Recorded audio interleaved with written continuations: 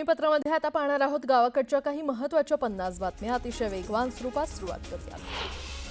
वरळी येथील बिडीडी चाळीमधील 556 कुटुंबांचं नव्या घराचं स्वप्न अखेर साकार होणार आहे। 14 ऑगस्टला सकाळी 10 वाजता माटुंगा येथील यशवंतराव नाट्यगृहात घरांच्या चाव्या वाटपाचा कार्यक्रम होणार आहे।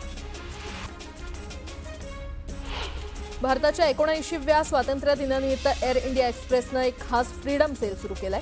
या अंतर्गत फक्त 1279 रुपयांपासून तुम्ही देशांतर्गत आणि 4279 रुपयांपासून आंतरराष्ट्रीय हवाई प्रवास करू शकताय। एअर इंडियानं आपल्या पायलट आणि काही इतर कर्मचाऱ्यांसाठी सेवानिवृत्तीची वयोमर्यादा वाढवण्याचा निर्णय घेतलाय। या निर्णयामुळे पायलट आणि कर्मचाऱ्यांच्या सेवानिवृत्तीच्या वयात वाढ झाली आहे। ही वयोमर्यादा आधी 58 वर्ष होती, तर आता नवीन निर्णयानुसार पायलटसाठी 58 वरून 65 वर्ष आणि नॉन फ्लाइंग कर्मचाऱ्यांसाठी 58 वर्षांवरून 60 वर्ष करण्यात आली आहे।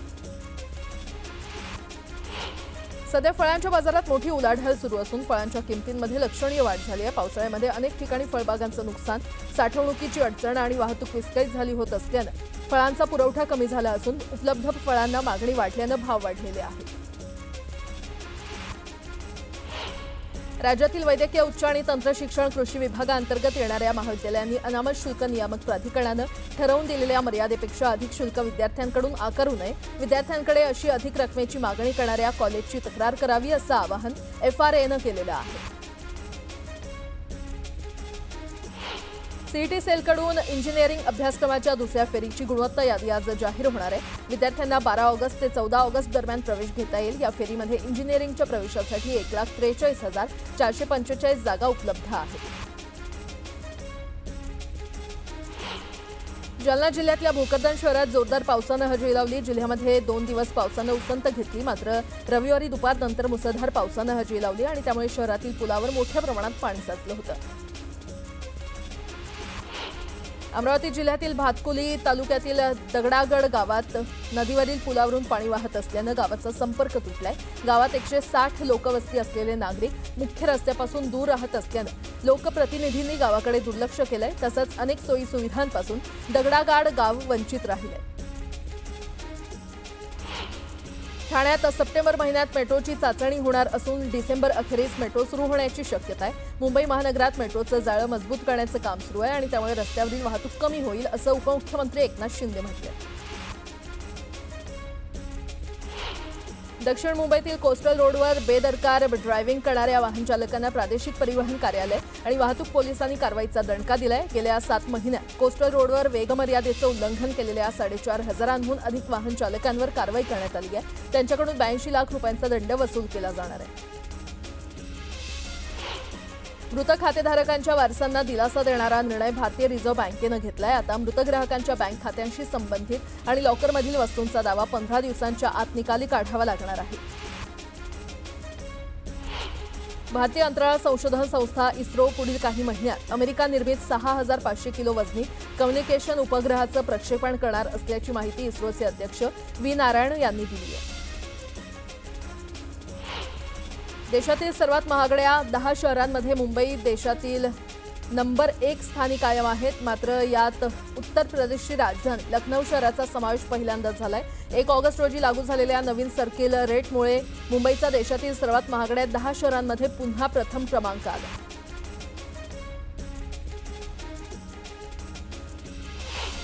हिंगोलीवरून वाशिमकडे जाणाऱ्या महामार्गावर कार आणि दुचाकीचा भीषण अपघात झाला। या अपघातात दुचाकीला जोरदार धडक बसल्यानं दुचाकीस्वार गंभीर जखमी झालाय। जखमीला उपचारासाठी रुग्णालयामध्ये दाखल करण्यात आलं। पुणे शहरात सध्या चोरीच्या घटनांमध्ये मोठी वाढ होताना पाहायला मिळते। पुण्यामध्ये चक्क एका पानाच्या दुकानावर चोरट्यानं डल्ला मारला असून चोरट्यानं सिगारेटचं पाकिट आणि इतर साहित्य चोरल्याची घटना CCTVमध्ये कैद झाली आहे। विरोधी पक्षनेते राहुल गांधी यांनी केंद्रीय निवडणूक आयोगावर मत चोरीचे गंभीर आरोप केलेले आहेत। या प्रकरणी आता राजकीय वर्तुळात प्रत्यारोप सुरू आहेत। दरम्यान आता राहुल गांधी यांच्या नेतृत्वाखाली इंडिया आघाडीचे खासदार संसद भवनापासून राजधानी दिल्लीतील निवडणूक आयोगाच्या कार्यालयापर्यंत मोर्चा काढणार आहेत।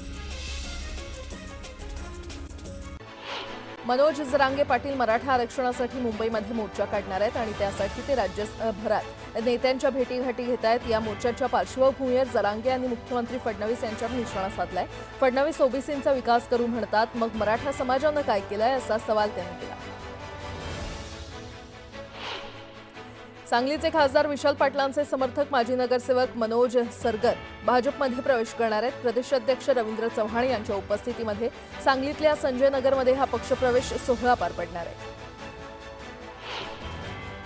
जॉर्जियातील बाटुमी इथे झालेल्या आंतरराष्ट्रीय खुल्या वुशू स्पर्धेमध्ये रयत शिक्षण संस्थेच्या डॉक्टर पतंगराव कदम महाविद्यालयातील विद्यार्थिनी श्रावणी घोरपडे हिनं सुवर्णपदक पटकावलेलं आहे। याच महाविद्यालयाची विद्यार्थिनी मयुरी वाईंगडे हिनं देखील रौप्य पदकाची कमाई करत महाराष्ट्राच्या शिरपेचात आणखी एक मानाचा तुरा रोवलाय।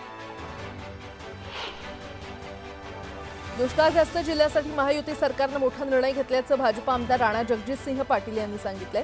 धाराशिव शहरातील पाणी आणि रस्त्यांच्या कामासाठी महायुती सरकारकडून 334 कोटी रुपयांचा निधी मंजूर करण्यात आल्याची माहिती त्यांनी दिली आहे। तर या निधीमुळे शहरातील रस्ते आणि पाण्याचा विषय लवकरच मार्गी लागणार असल्याचा विश्वास त्यांनी व्यक्त केला। येत्या मंगळवारी जालना आणि नांदेड समृद्धी महामार्गामुळे बाधित झालेल्या शेतकऱ्यांना भरपाई देण्यासंदर्भात कॅबिनेटची शेवटची बैठक पार पडणार असल्याची माहिती शिवसेना आमदार अर्जुन खोतकर यांनी दिली आहे। शेतकऱ्यांना पाचपट भरपाई देण्याची मागणी यावेळी त्यांनी केली। नागपूर पुणे वंदे भारत एक्सप्रेसचं भुसावळ रेल्वे स्थानकावर जल्लोषात स्वागत करण्यात आलं। केंद्रीय राज्यमंत्री रक्षा खडसे, जलसंपदा मंत्री गिरीश महाजन, सार्वजनिक बांधकाम मंत्री शिवेंद्रराजे भोसले आणि वस्त्रोद्योग मंत्री संजय सावकारे यांनी भुसावळ रेल्वे स्थानकावर वंदे भारतचं स्वागत केलं। ट्रॅक्टर ट्रॉलीला ब्लॅक बॉक्ससह जीपीएस लावणं बंधनकारक करण्यात आल्याचा निर्णय केंद्र सरकारनं घेतलाय। या निर्णयाला विधान परिषदेचे गटनेते आमदार सतेज पाटलांनी विरोध केलाय। राज्यातल्या ट्रॅक्टरधारकांना एकत्र करून सतेज पाटील जोरदार विरोध करणार आहेत। बीडमधील गेवराई शहर गोळीबाराच्या घटनेनं हादरलं। शहरात एका तरुणीवर अज्ञातांकडून गोळीबार करण्यात आला। छातीत गोळी लागल्यामुळे तरुणी गंभीर जखमी झाली। दरम्यान गोळीबाराच्या दुसऱ्या दिवशी पोलिसांकडून दखल घेण्यात आल्याचा आरोप स्थानिकांनी केला। नाशिकच्या इगतपुरीमध्ये एक बेकायदेशीर कॉल सेंटर सीबीआयनं उद्ध्वस्त केलं। 44 लॅपटॉप, 71 मोबाईल फोनसह 1,20,00,000 बेहिशेबी रोकड, 500 ग्रॅम सोनं आणि 1 कोटी रुपयांच्या 7 लक्झरी कार यावेळी जप्त करण्यात आल्या। आता एक मोठी बातमी, पंढरपूरमधील मंदिर समितीनं आयोजित केलेली पूजा हिंदीतून सांगितल्याचा दावा करण्यात आल्यानं नवा वाद सुरू होण्याची शक्यता आहे। राहुल सातपुते नावाच्या एका भाविकानं या संदर्भात एक्सवर पोस्ट करत खळबळजनक दावा केलेला आहे। मंदिर समितीनं तुकाराम भवनमध्ये तुलसी अर्चना पूजा ही आयोजित केली होती आणि पूजेत 30 ते 35 मराठी कुटुंब तर एक अमराठी कुटुंब होतं। या अमराठी कुटुंबाच्या मागणीवरून गुरुजींनी पूजेतील सूचना मराठीऐवजी हिंदीतून दिल्या। यावर आपण आक्षेप घेतला, मात्र याची दखल कुणीही घेतली नाही असा आरोप राहुल सातपुते यांनी केलाय। आपण महाराष्ट्रात आहोत, त्याचसोबत आमच्या कुटुंबाला हिंदी समजत नाही, केवळ एका अमराठी कुटुंबासाठी हिंदीतून पूजा का केली असा सवाल सातपुते यांनी विचारल्याचा दावा केलाय। तर आपल्याला पूजेतून बाहेर काढतील या भीतीनं इतर मराठी कुटुंबांनी मध्यस्थी केली नाही असा दावाही त्यांनी केला।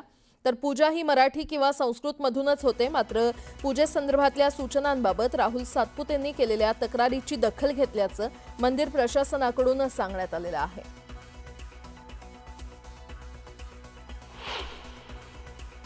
आता तक्रार प्राप्त झालेली आहे। 9 ऑगस्ट रोजी हिंदीतून पूजा घातल्याची जे तक्रार आहे, तर हिंदीतून कुठलीही पूजा होत नाही।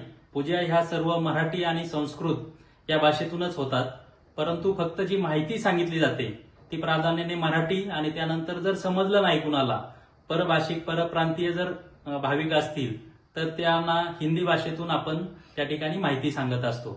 तर निश्चितच त्यांनी केलेली तक्रार सुद्धा मंदिर समितीने गांभीर्याने घेतलेली आहे। महाराष्ट्रातील मराठी भाषिकावर कुरघोडी करण्याचा हा प्रयत्न आहे।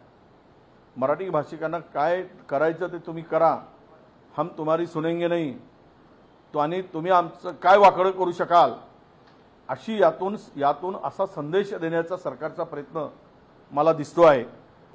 सरकारने त्वरित ते बंद करावं आणि मराठीमध्येच ते सुरू करावं अशी आमची सरकारकडे मागणी आहे। पुढची बातमी पाहूया। श्रावणी सोमवारच्या निमित्तानं राज्यातल्या विविध शिवमंदिरांमध्ये भाविकांनी दर्शनाला गर्दी केली आहे। त्र्यंबकेश्वरमधील शिवमंदिरात भाविकांनी मोठी गर्दी केली। देशभरातून आलेल्या भाविकांमुळे मंदिर परिसर भाविकांच्या गर्दीनं फुलून निघाले। तर श्री क्षेत्र भीमाशंकर मंदिरात देखील पहाटेपासूनच भाविक रांगेत उभे आहेत। महापूजा आणि आरती झाल्यानंतर भाविकांना दर्शन सुरू करण्यात आले।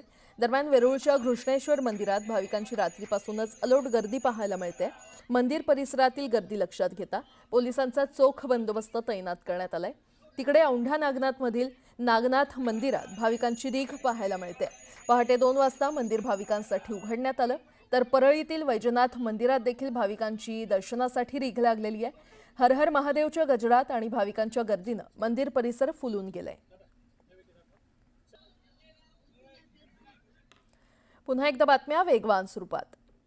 विरोधी पक्षनेते राहुल गांधी यांनी केंद्रीय निवडणूक आयोगावर मत चोरीचे गंभीर आरोप केलेले आहेत आणि या प्रकरणी आता राजकीय वर्तुळात आरोप प्रत्यारोप सुरू आहेत। दरम्यान आता राहुल गांधी यांच्या नेतृत्वाखाली इंडिया आघाडीचे खासदार संसद भवनापासून राजधानी दिल्लीतील निवडणूक आयोगाच्या कार्यालयापर्यंत मोर्चा काढणार आहेत।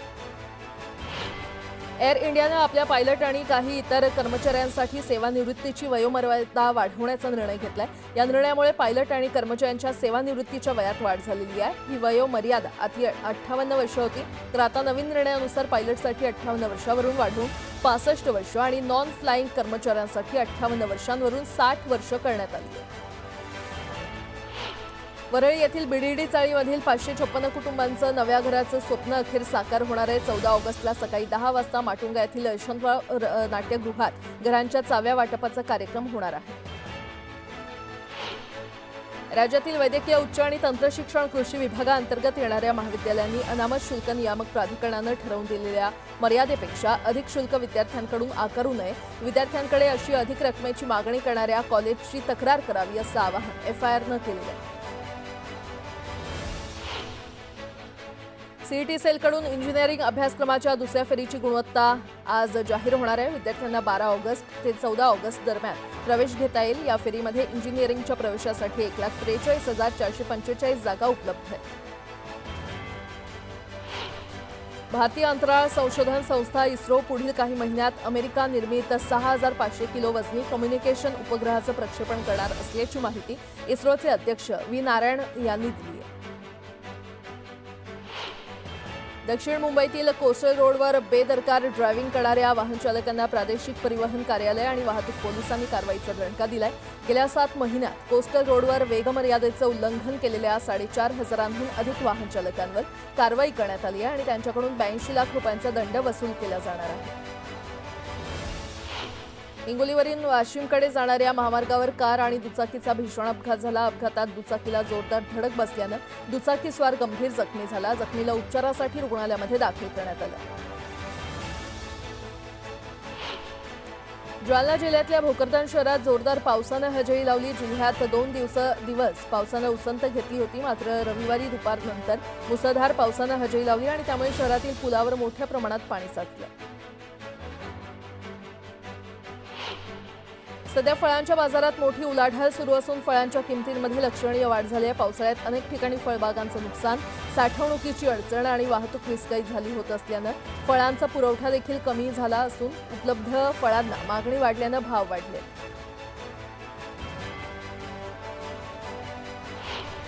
अमरावती जिल्ह्यातील भातकुली तालुक्यातील दगडागड गावातील नदीवरील पुलावरून पाणी वाहत असल्यानं गावाचा संपर्क तुटलाय। गावात 160 लोकवस्ती असलेले नागरिक मुख्य रस्त्यापासून दूर राहत असल्यानं लोकप्रतिनिधींनी गावाकडे दुर्लक्ष केलंय।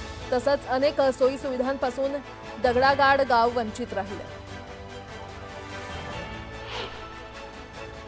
पुणे शहरात सध्या चोरीच्या घटनांमध्ये मोठी वाढ होताना पाहायला मिळते। पुण्यामध्ये चक्क एका पानाच्या दुकानावर चोरट्यानं डल्ला मारला असून चोरट्यानं सिगारेटचं पाकिट आणि इतर साहित्य चोरल्याची घटना सीसीटीव्ही कॅमेऱ्यामध्ये कैद झाली आहे। भारताच्या 79व्या स्वातंत्र्य दिनानिमित्त एअर इंडिया एक्सप्रेसनं एक खास फ्रीडम सेल सुरू केलेला आहे। या अंतर्गत फक्त 1,279 रुपयांपासून तुम्ही देशांतर्गत आणि 4,279 रुपयांपासून आंतरराष्ट्रीय हवाई प्रवास करू शकता।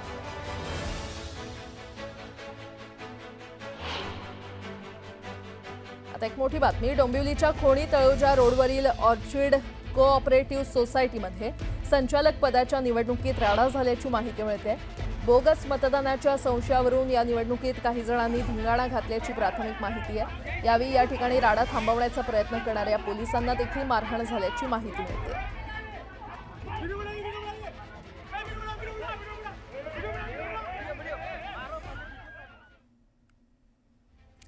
नाशिकमधून मोठी बातमी. नाशिकच्या इगतपुरीमध्ये एका बेकायदेशीर कॉल सेंटरवर सीबीआयनं उद्ध्वस्त केलेलं आहे.